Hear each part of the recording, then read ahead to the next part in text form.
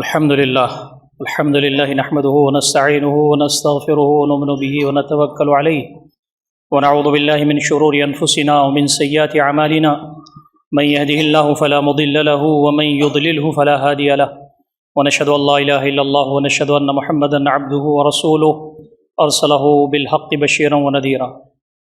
أعوذ بالله من الشيطان الرجيم. بسم الله الرحمن الرحيم.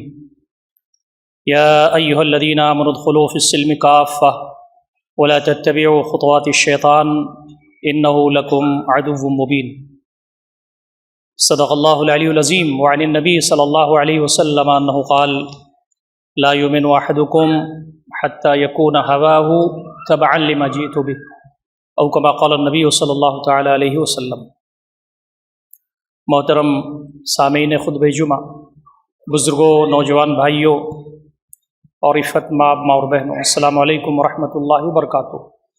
روزمرہ کی زندگی میں بہت ساری ایسی چیزوں سے سابقہ پڑتا ہے ہمارا، جو ہمارے اعمال کو ضائع کر دینے والی ہوتی ہیں.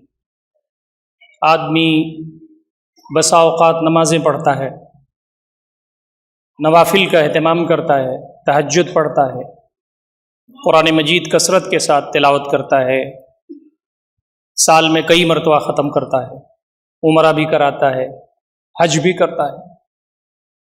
لیکن نبی اکرم صلی اللہ علیہ وسلم فرماتے ہیں کہ اگر اس کی زندگی میں کچھ چیزیں ایسی ہیں جن کا وہ لحاظ نہیں رکھتا تو یہ سارے جو اعمال ہیں اس کو وہ چیزیں کھا جاتی ہیں. یہ بات آپ جانتے ہیں کہ ہمارا جو دین ہے وہ دین مکمل دین ہے، پوری زندگی کا احاطہ کرنے والا. دین میں صرف نماز ہی روزہ نہیں ہے، دین میں معاملات بھی ہیں، تعلقات بھی ہیں، لین دین بھی ہے، لوگوں سے روابط ہیں، لوگوں کے حقوق ہیں. اللہ رب العزت کے حقوق کے ساتھ بندوں کے حقوق ہیں. اللہ تعالیٰ تو رونے سے، اس کی بارگاہ میں گڑ گڑانے سے اپنا جو حق ہے وہ معاف فرما دے گا، لیکن بندوں کے جو حقوق ہیں وہ اللہ رب العزت معاف نہیں کرتا اس وقت تک جب تک بندہ نہ معاف کر دے. تو بہت ساری چیزوں کا احاطہ تو آج کے خطبے میں نہیں ہو سکتا، لیکن 2-3 چیزوں کا تذکرہ جس میں ہم سب مبتلا ہیں، کہنے والا بھی اور سننے والا بھی. کامیاب وہ ہے جو اپنے نفس پر کنٹرول حاصل کرے اور ان چیزوں کے معاملے میں وہی رویہ اختیار کرے جو اللہ رب العزت نے اور نبی اکرم صلی اللہ علیہ وسلم نے ہمارے لیے بتا دیے. ہمارے سب سے قریب اور سب سے زیادہ چہیتی ہستی اور ہم سے محبت کرنے والی وہ ہماری ماں ہے اور ہمارے والد ہیں، ہمارے باپ. میں گاؤں کا رہنے والا ہوں اور گاؤں میں بھی خطبات جمعہ دیتا ہوں، عیدین کی نماز پڑھاتا ہوں. میں عوام کی سطح پر گفتگو کرتا ہوں گاؤں میں جا کے. میں نے کئی مرتبہ یہ بات کہی ہے کہ آپ بہت سنجیدگی کے ساتھ 10 آدمیوں کی لسٹ بنائیے جو آپ سے والہانہ محبت رکھتے ہیں. جب آپ غمگین ہو جاتے ہوں تو وہ بھی غمگین ہو جاتے ہوں، جب آپ خوش ہوتے ہوں تو وہ بھی خوش ہوتے ہوں. میرا کوئی دعویٰ نہیں ہے، لیکن آپ 10 آدمیوں کی فہرست نہیں بنا سکتے. پہلا نمبر ماں کا ہے، باپ کا ہے، اس کے بعد بیوی ہو سکتی ہے، کچھ بچے ہو سکتے ہیں. اس کے بعد آپ کو ڈھونڈنا پڑے گا کہ ابو الفضل میں، شاہین باغ میں، اپنے گاؤں میں، ارد گرد خاندان میں وہ کون ہے جو مجھ سے والہانہ محبت کرتا ہے. میں خوش ہوتا ہوں تو خوش ہوتا ہے، میں ناراض ہو جاؤں، غمگین ہو جاؤں تو بھی افسردہ ہو جاتا ہے. فہرست نہیں بنا سکتے آپ. دنیا تو اتنی بے رحم ہے کہ جب آپ کو اللہ رب العزت کی طرف سے نعمتیں آتی ہیں تو لوگ غمگین ہو جاتے ہیں. اس نے گھر کیسے بنا لیا، اس نے گاڑی کیسے خرید لی، اس کا لڑکا اتنے اچھے عہدوں پر کیسے پہنچ گیا. بعض لوگ تو ایسے ہیں جن کے گھروں میں چولہے نہیں جلتے، لیکن جب آپ کو کوئی مصیبت آ جائے، یتربصون بکم الدوائر، قرآن کہتا ہے کہ وہ آزمائشوں اور مصیبتوں کا انتظار کرتے ہیں. مصیبت میں آ جائیں، پریشانی میں آ جائیں، اڑچن میں آ جائیں تو لوگ خوش ہوتے ہیں. یہ بے رحم دنیا وہی شخص اللہ رب العزت کا محبوب بندہ ہے جس کا تعلق اس کے رب سے مضبوط ہو، نبی اکرم صلی اللہ علیہ وسلم کی بتائی ہوئی تعلیمات پر عمل کرے اور بغیر مطلب کے، بغیر چاہت کے سارے لوگوں کے ساتھ اچھے تعلقات استوار کرتا ہوا اللہ رب العزت کی بارگاہ میں حاضر ہو جائے۔ ماں باپ کے ساتھ ہمارے تعلقات کیسے ہیں؟ نبی اکرم صلی اللہ علیہ وسلم فرماتے ہیں کہ ماں باپ کی جو نافرمانی کرتا ہے یہ کبیرہ گناہوں میں سے، وَقَضَىٰ رَبُّكَ أَلَّا تَعْبُدُوا إِلَّا إِيَّاهُ وَبِالْوَالِدَيْنِ إِحْسَانًا۔ اللہ رب العزت نے فیصلہ فرما دیا کہ عبادت کی جائے تو صرف اللہ رب العزت کی، اور والدین کے ساتھ حسن سلوک کیا جائے۔ ہمارا رویہ ماں کے ساتھ کیسا ہے؟ ہمارا رویہ باپ کے ساتھ کیسا ہے؟ آج اسمارٹ فون کا زمانہ ہے، سوشل میڈیا کا زمانہ ہے، مصروفیت اتنی بڑھ گئی ہے کہ آدمی اس میں دن رات لگا رہتا ہے، اور بوڑھی ماں انتظار کرتی رہتی ہے، اس کے پاس 10 منٹ بیٹھنے کے لیے وقت نہیں ہے۔ باپ پریشان حال ہے، اس کے پاس بچے بیٹھنے کے لیے تیار نہیں ہیں۔ لوگوں سے کہتے ہیں ہمارے لیے دعائیں کرو، جنت کے لیے دعا کرنے والی، جنت کا راستہ بتانے والی، جنت میں لے جانے والی ماں گھر میں موجود ہے، اس کی خدمت کرنے کے لیے آج نوجوان نسل تیار نہیں ہے۔ تو ماں باپ کے ساتھ جو ہمارا تعلق ہے غیر معمولی ہونا چاہیے۔ قرآن مجید نے فرمایا وَلَا تَقُلْ لَهُمَا أُفٍّ وَلَا تَنْهَرْهُمَا۔ بڑھاپے کی حالت میں اگر ماں باپ تمہارے پاس پہنچ جائیں تو تم ان کو اف تک نہ کہو۔ اف کا مطلب یہ کہ آپ کیا کہہ رہے ہیں، یا آپ مت کہیے۔ تیوری چڑھ جائے، آدمی کا چہرہ بگڑ جائے، اس کی زبان سے اف نکل جائے، اس کے لیے بھی منع کیا گیا۔ وَلَا تَنْهَرْهُمَا، ان کو نہ جھڑکو۔ وَقُلْ لَهُمَا قَوْلًا كَرِيمًا، نرم بات کہو۔ وہ جب تک بیٹھنے کے لیے نہ کہیں کھڑے رہو، ان کے سامنے تیز آواز میں مت بولو،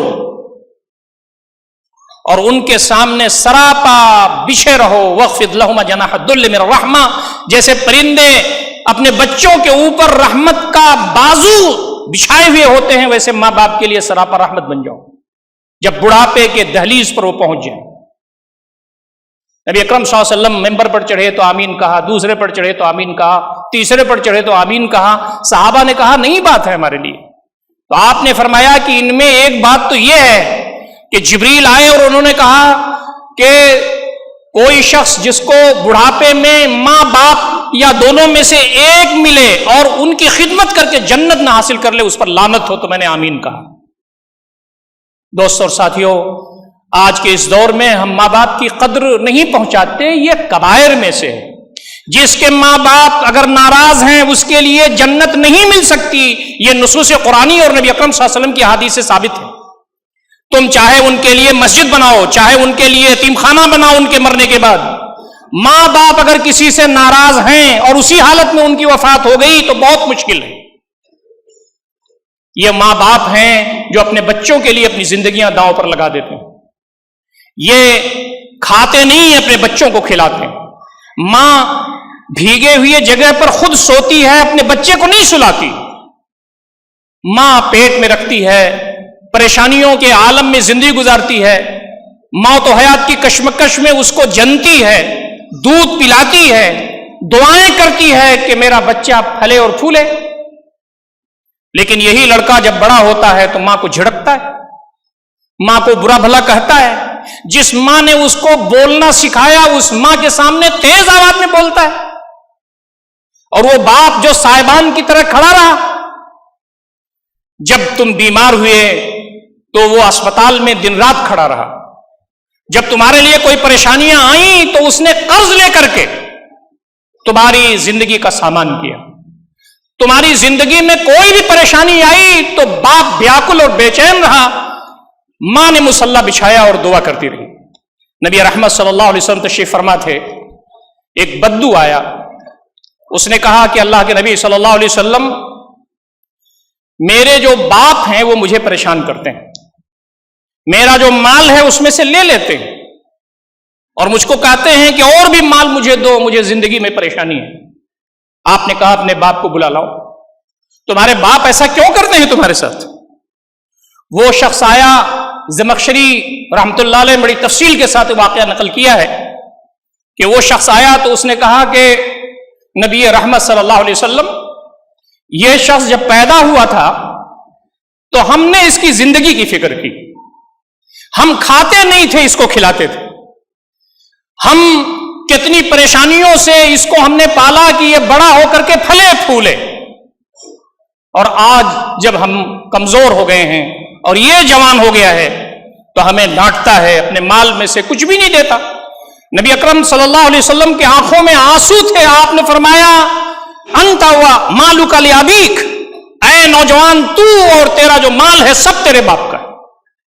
یہ ہمارے جو والدین ہیں یہ بڑی محنت سے ہم کو پالتے ہیں، ہمارے لیے کیا کچھ جتن کرتے ہیں، یہ وہی شخص سمجھتا ہے جو باپ بنا ہوا ہے اور اپنے بچوں کے لیے کرتا ہے.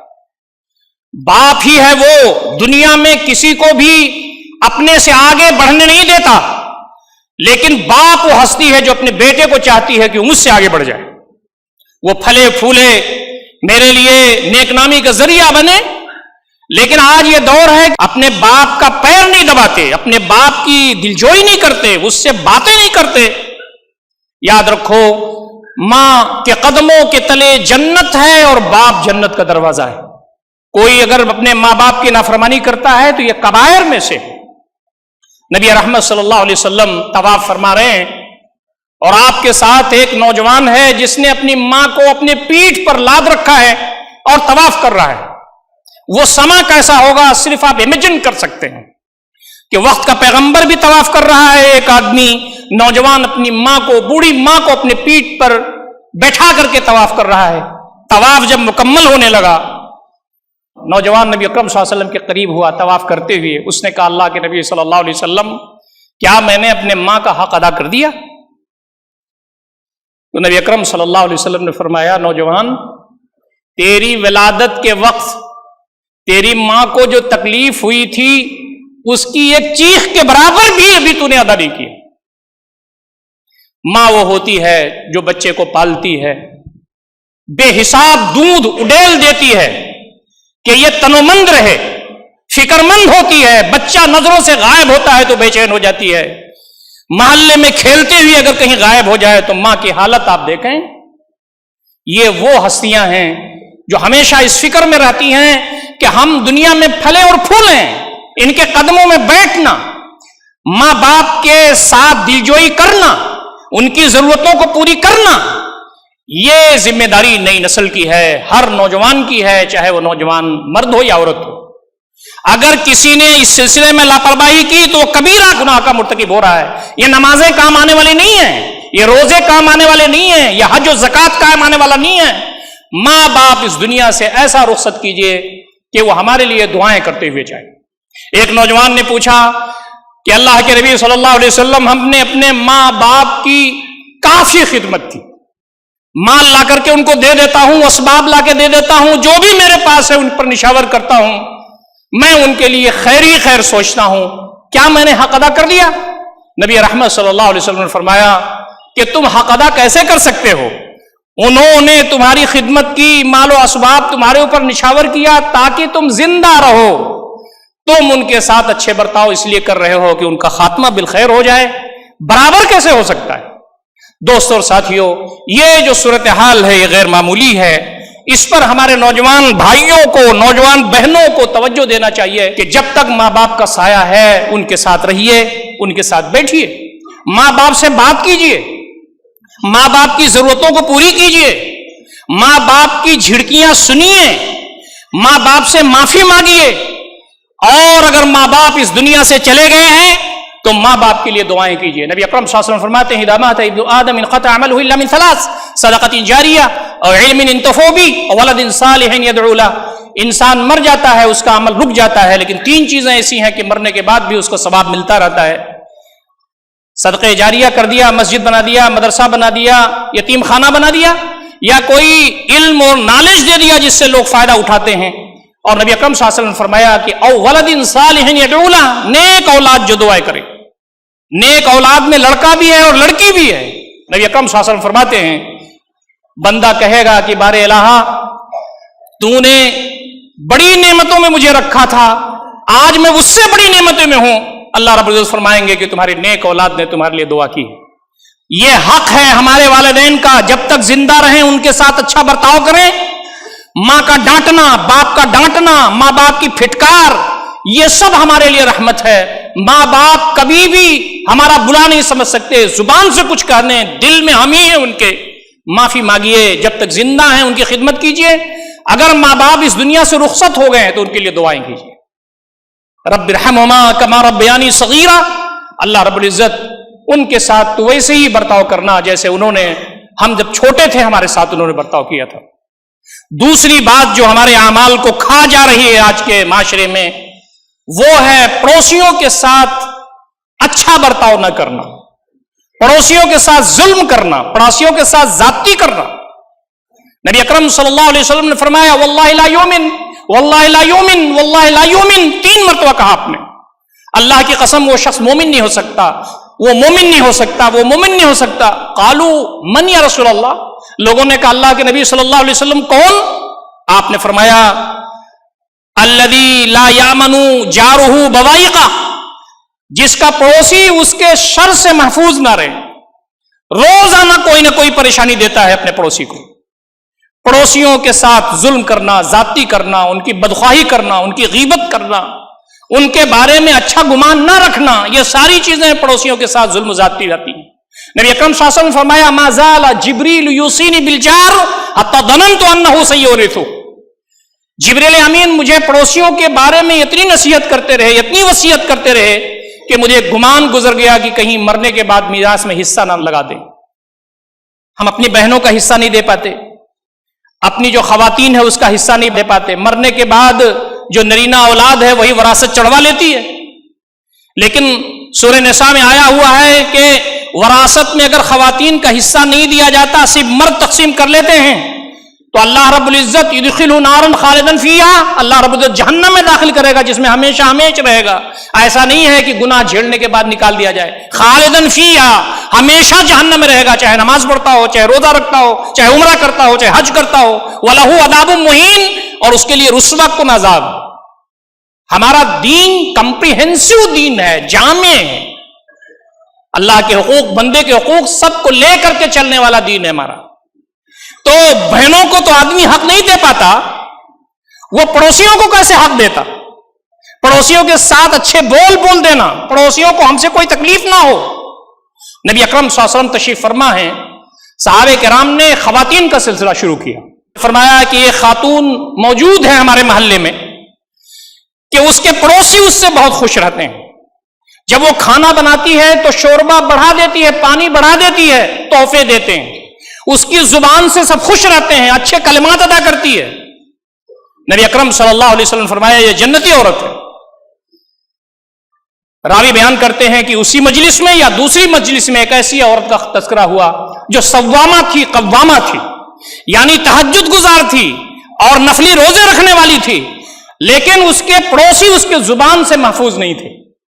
किसी को गाली देती थी, किसी को बुरा भला कहती थी, किसी की गीबत करती थी। नबी अकरम सल्लल्लाहु अलैहि वसल्लम ने फरमाया ये जहन्नमी औरत है। हमारे पड़ोसी अगर हमारे बारे में ये सनद दे दें कि ये आदमी बढ़िया है, तो आप जन्नत की बशारत समझ लिए अपने लिए। हमारे दाएं बाएं जो पड़ोसी हैं उनके हुकूक हमारे ऊपर हैं। बीमार हो जाएं तो इयादत की जाए, उनके घर में चूल्हा नहीं जल रहा है तो उनके बारे में पूछा जाए कि चूल्हा जल रहा है कि नहीं। आपने फरमाया तुम में से कोई मोमिन नहीं हो सकता, वो पेट भर करके सोता है और उसका जो पड़ोसी है वो भूखा सोता है। वो पड़ोसी मुसलमान भी हो सकता है, वो पड़ोसी गैर मुस्लिम भी हो सकता है, वो पड़ोसी नास्तिक भी हो सकता है। बहसते पड़ोसी के तुम्हारी जिम्मेदारी बनती है कि तुम अपने पड़ोसियों के साथ अच्छे सलूक रखो।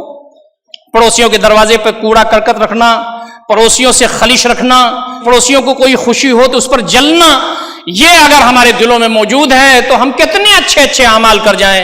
ये सारी चीजें हमारे अमाल को खा जाने वाली चीजें हैं। अपना घर भी हमें छोड़ के जाना है, अपनी तिजारत भी हमको छोड़ के जाना है, अपना बैंक बैलेंस भी हमें छोड़ के जाना है, अपनी प्रॉपर्टी भी हमको छोड़ के जाना है, उसी यूनिफॉर्म में जिसमें सब उस कब्र की तरफ कशा कशा चले जाते हैं। हमारी बारी भी आने वाली है।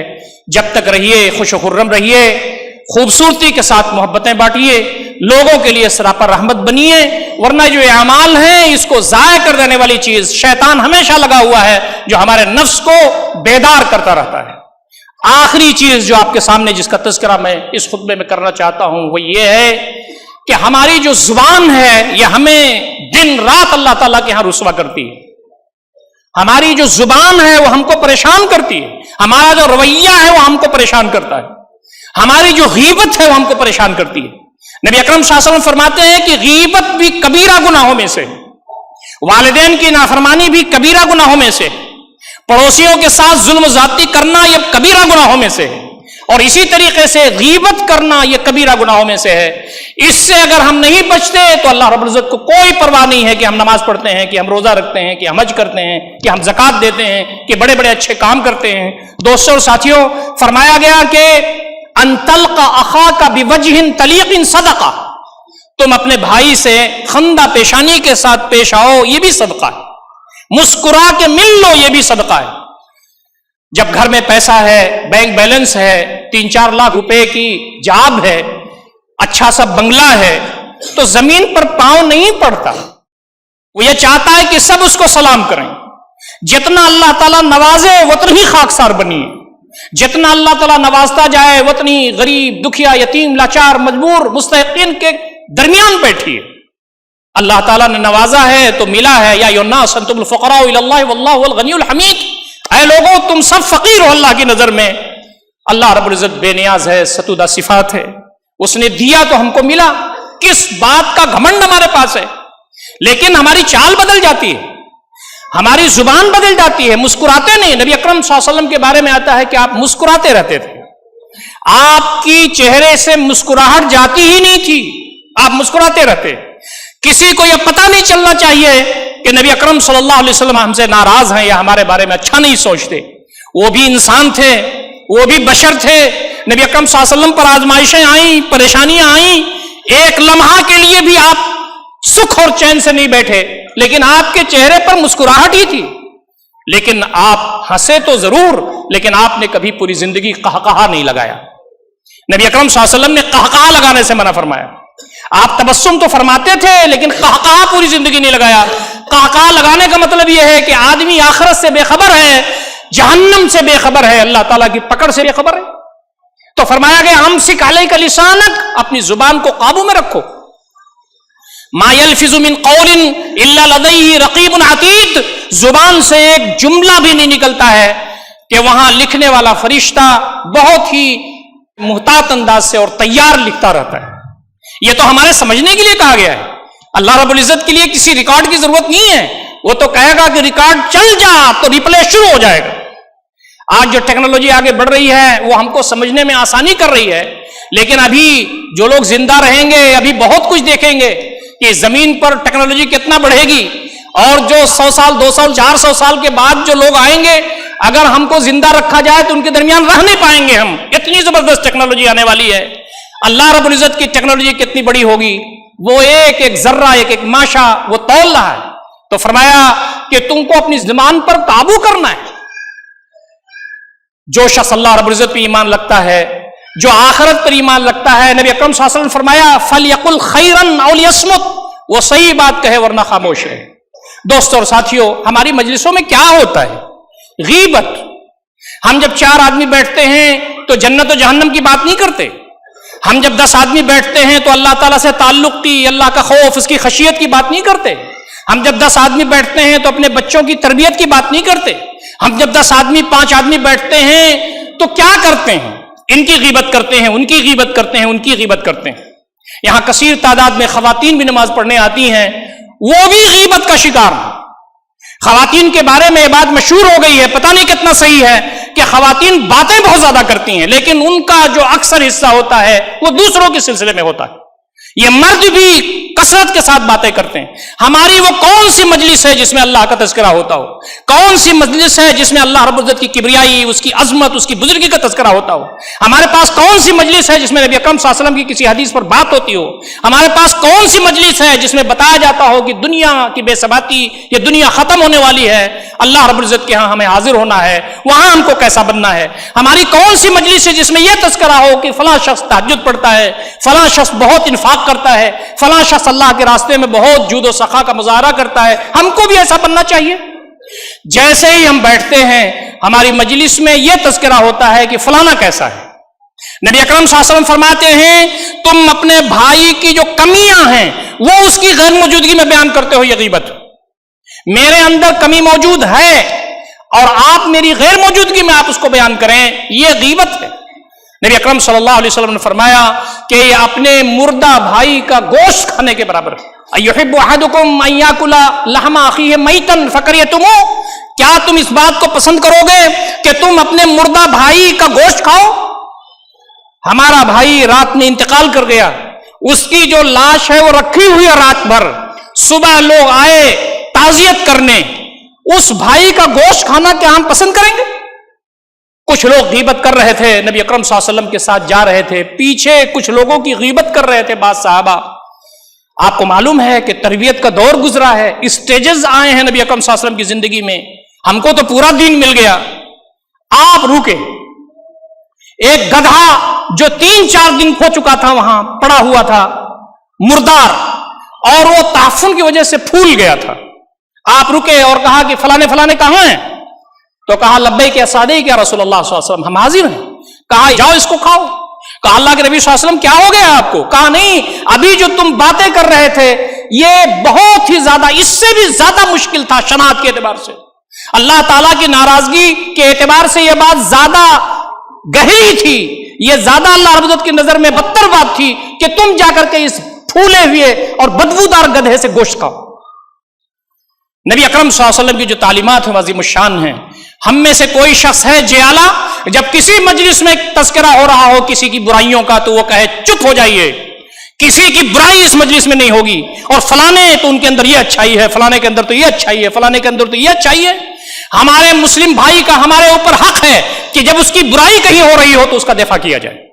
ہماری مجلسوں ایسی ہونی چاہیے کہ اس میں فرشتوں کا نزول ہو، فرمایا اللہ رب العزت کا ذکر ہو، اس کی کبریائی ہو، اس کی عظمت کا ذکر ہو، لوگوں کو اللہ تعالیٰ کی طرف جوڑنے کا تذکرہ ہو، تو ایسی مجلسوں میں فرشتے نازل ہوتے ہیں اور ڈھانپ لیتے ہیں اپنے پروں سے فرشتے۔ تو دوستوں اور ساتھیوں، والدین کی نافرمانی اگر کر رہے ہیں توبہ کیجئے، دنیا سے رخصت ہو گئے ہیں والدین تو ان کے لیے دعا کیجئے، پڑوسیوں کے ساتھ ہمارے تعلقات اچھے نہیں ہیں، معافی مانگیے، اپنے بچوں کی تربیت ایسا کیجئے خواتین کی کہ پڑوسیوں کے ساتھ ان کے تعلقات بہتر ہوں، اور ہم یہ طے کریں آج سے کہ ہم کوئی بھی ایسی مجلس جس میں غیبت ہو رہی ہو، اول تو غیبت نہیں کریں گے، دوسرا اس مجلس سے اٹھ جائیں گے، لوگوں کو روکیں گے، اور آج سے چاہے انفرادی ہو چاہے اجتماعی، ہم یہ جو رذائل ہے، یہ جو خبیث چیز ہے، اس سے اجتناب کریں گے۔ اللہ رب العزت سے دعا ہے کہ بار الہ ہم تمام کو ان ساری باتوں پر غور فکر کرنے اور عمل کرنے کی توفیق عنایت فرمائے۔ اقول قولی ھذا استغفر اللہ لی ولکم اجمعین واستغفروہ انہ هو الغفور الرحیم۔